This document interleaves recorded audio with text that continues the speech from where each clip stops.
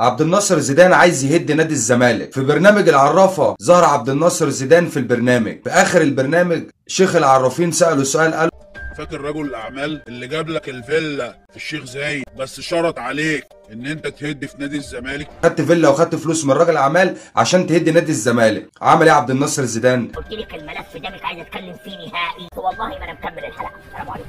قلع المايكات وقال لهم لا انا بنسحب. ليه انت بتنسحب يا عبد الناصر زيدان؟ قال لهم انا بنسحب عشان انا كنت متفق ان احنا ما نتكلمش في الموضوع ده. بقى يا دكتور انا قلت لك الملف ده مش عايز اتكلم فيه تاني. يعني انت اتفقت ان انت ما تتكلمش في الموضوع ده؟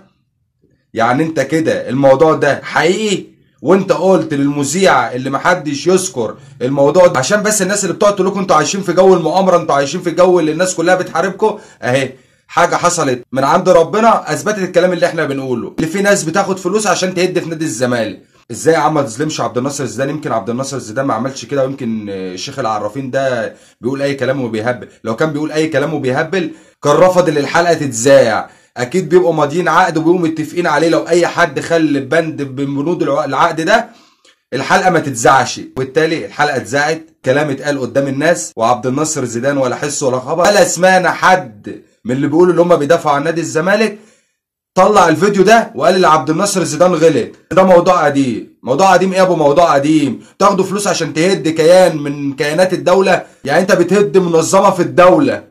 فين الناس المسؤوله؟ دي رساله لمجلس اداره نادي الزمالك، عايزين تحقيق في الحوار ده. ازاي الموضوع ده يعدي كده؟ ملناش دعوه قديم ولا جديد، المهم اللي هو اتقال دلوقتي.